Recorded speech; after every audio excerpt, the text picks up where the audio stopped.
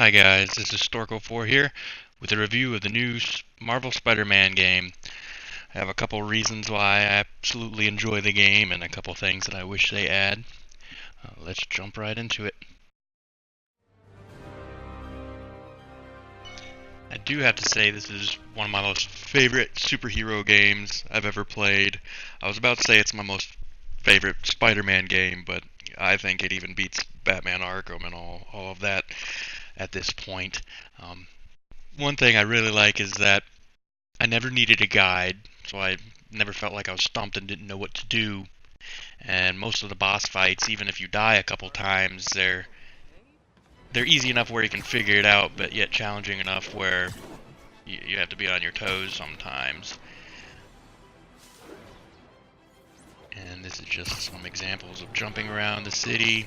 Some Spider-Man games do the swinging horribly. I never liked the left and right buttons specifically to use your left swing or your right swing. This one is pretty much you pressing down one button, so it's not complex at all. My son plays it and has fun, and he just press the one button and just swing around. Obviously there's other things you could do. You could press another button to do a quick zip, and then you can use other buttons to pinpoint certain points and jump, so you can get it. I wouldn't call it complex, but you'd have other options. You don't have to swing from building to building. You can do jump from rooftop to rooftop, or then you can do a combination of all of them. One thing I like about this as well is the trees.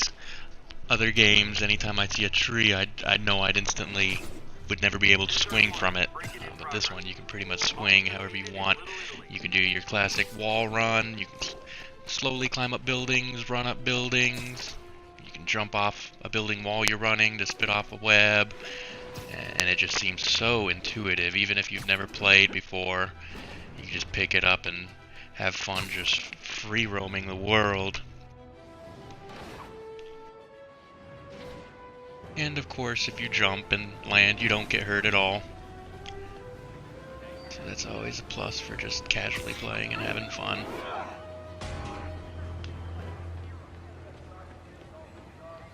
And then that's how you can jump to a specific point. So you don't there's more options than just pressing and holding one button.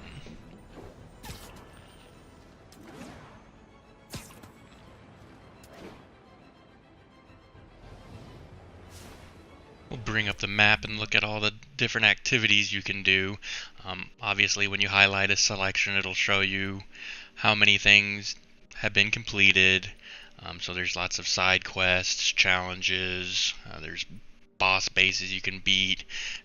There's 6 different tokens that you can get for purchasing, unlocking things. And then those are all the challenges. It shows you might have to kill an enemy 3 times this way, or dodge this many times, or complete this mission in X time. So even when you've completely beat the game, you can still go back and replay pretty much just about anything. Another thing I really enjoy about the game is just how casual players can play.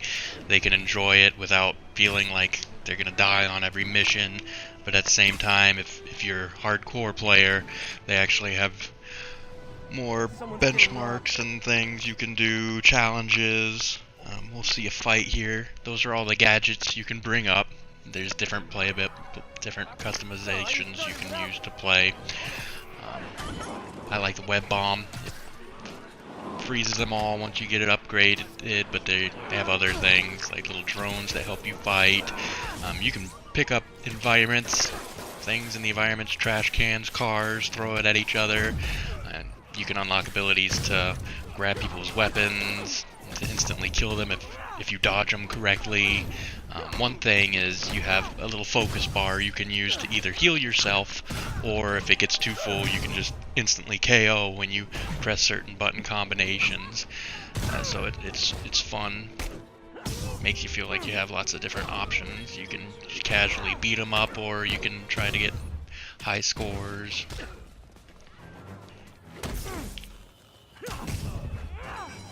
You can jump up and attack. You can swing on your web while you're attacking. It's very fluid. It doesn't even feel like you're entering combat. It still feels like you're jumping around the world when you're in the middle of combat, swinging like you normally would from buildings. And that's a normal battle. You can complete alerts to get tokens, so there's fun things even when you beat the game to continue doing things. And now I'll talk about the menus. You can go here and see there's suits you can equip. The main thing I like about this is that there's so many suits to pick from, and there's different abilities you can pick from. You use tokens to upgrade, or you use tokens to buy them. And when you select the ones you want, even if you like the powers of another one, you can just change your powers at any time from here. You'll have a list of all the powers you've unlocked, so you can pick different suits, different powers to whatever you like the best. I just like the customability of that. And then each suit has a mod you can choose from. There's 3 different equipment mod slots, and right now I have those 3 equipped. And of course you buy more with tokens, and you get the tokens from certain activities in the game.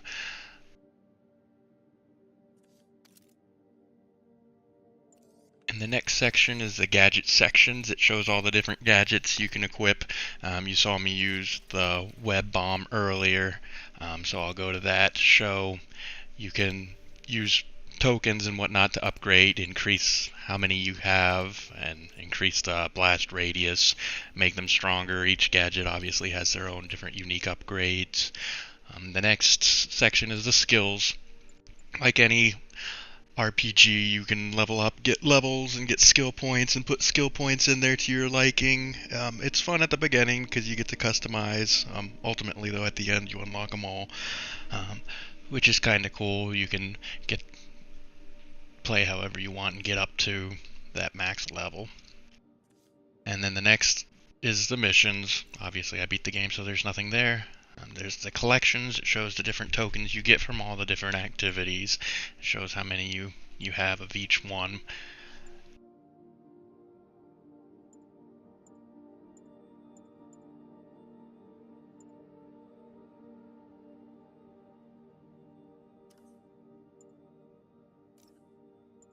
And then you have the backpacks. These are basically little things you collect. They're backpack tokens. You can find them through the world. Each one has different Easter eggs, we'll call them. And so like this one, it was the first menu, and you can go through. The one thing I like about it is the insane amount of details they go into. The one thing I wish they had is a feature to scroll in, zoom out. It's kind of frustrating to see all that detail that looks so cool, and you know they put time and effort into it, but you just can't view things. And then you have J. Jonah Jameson's recording videos. If you do good things, he yells at you, and if you do bad things, he makes fun of you. And there's various recordings you can get in the game, and newspapers. Those are story related, so I'll not explain too much on those. And then will show the benchmarks. This is, even though if you got all the trophies in the game, there's still more things you can do just to say you've done it if you're a completionist. So I do like that aspect. How the trophies are fairly simple to get in this game, and it's fairly easy to get a platinum. But even when you do, there's still more you can do to show off and say, yeah, I've done this. And then the characters, if you forgot the story, you can go back and see the characters. They all have their bios. Another thing I wish they had is the ability to look at the model and move it. Zoom in, zoom out, look at the characters. And then the move list, just in case if you forget all your moves, you'll be able to go through here and look at them. What I like about this is anytime you upgrade something from the skill trees, it'll add there.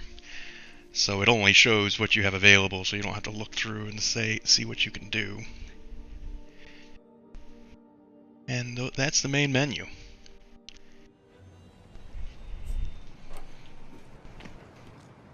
One suit I love the most is the vintage Spider-Man. It was kind of a joke, and I was about to not get it, but then once I got it, it was hilarious, because it's almost Roger Rabbit-esque, because you're a little cartoon in a real world.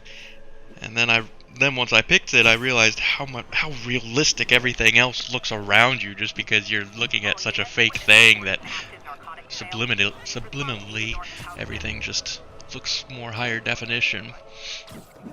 And then this is just another random fight. So even once you've beaten the game, you can still get experience. You can level up. Every time you level up, you get 1 health and 1% extra damage. So it's not much, but if you just keep playing, it's not like it just completely stops the progression. And I'm sure once the downloaded content comes out, it'll be useful to just have extra levels because. And then these are car chases. Car chases are a fun aspect of the game.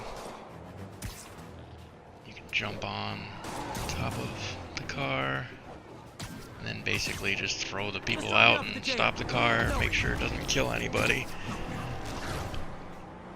And then that's another thing I like, even though the missions are pretty much repetitive, the detail's different. So it might be a blue car, yellow car, a red car, it's slightly different. It's playing the same thing, but little extra details that help you feel like you're actually doing something different, even though you're doing the same thing over and over again. Another thing that's fun about this game is that they've added Easter eggs in there. So, like, you can find where Matt Murdock has his office and his building. You can see Danny Rand's building. So even if you know other characters really well, you can see little bits of pieces in the game from their character. It's fun.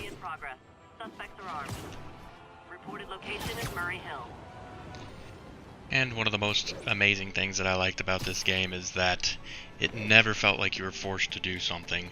You can do the main storyline. If you get sick and tired of the main storylines, you can do side quests. If you're sick and tired of the side quests, you can do challenges to try to get better, to get more tokens.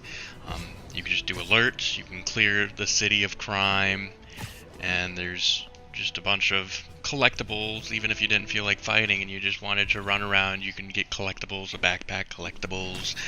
And they also have secret photo ops where once you hit level 50, you can buy a ability that lets you see all of the photo ops on the mini maps, that you can go around and take photos of places that are fun and interesting.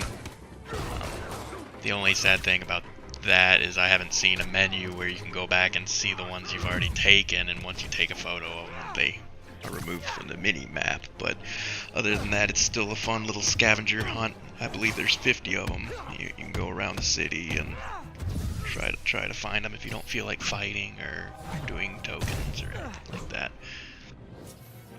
Knocking the ever-loving stuffing out of Officers respond. We have a kidnapping in progress. Please proceed to Madison. And of course, the graphics are just beautifully rendered, and you can just run around and just have fun looking at all the graphics and how detailed the world is. Here's a look of the whole world, so it is pretty massive. You can see the Avengers Tower back there in the background. And that's about how massive this world is. So even when you're aimlessly doing nothing, you're still having quite a bit of fun doing it.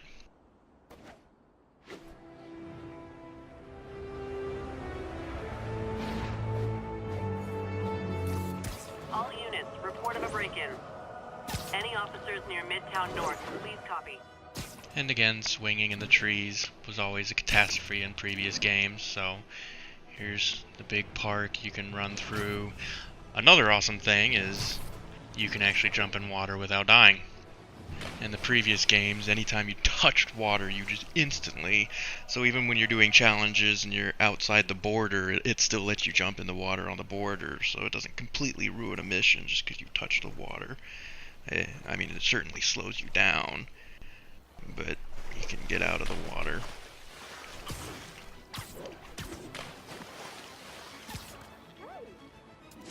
And then of course the game has daytime, nighttime.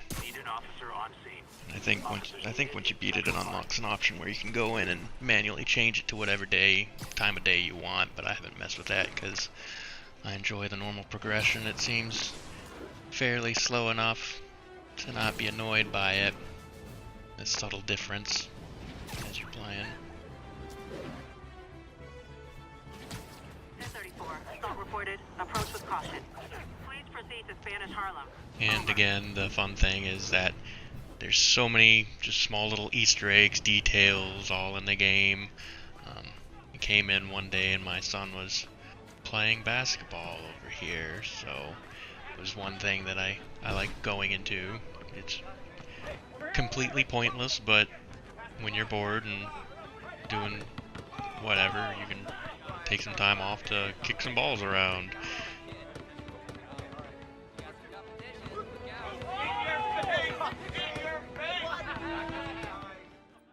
Another fun thing with the map, you can do fast travel, and you can get little Easter eggs like riding on a bus, and the things you see on the bus are just hilarious sometimes. I've seen about 3 or 4 things that are quite hilarious. Just little Easter eggs all throughout the game.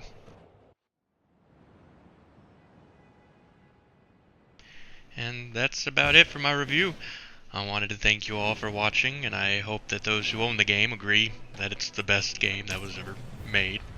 And those that don't own it, I hope they get enough information to make a decision on whether or not they want to buy it and try it out. And until next time, this is Stork 04, and I hope you all have a good one.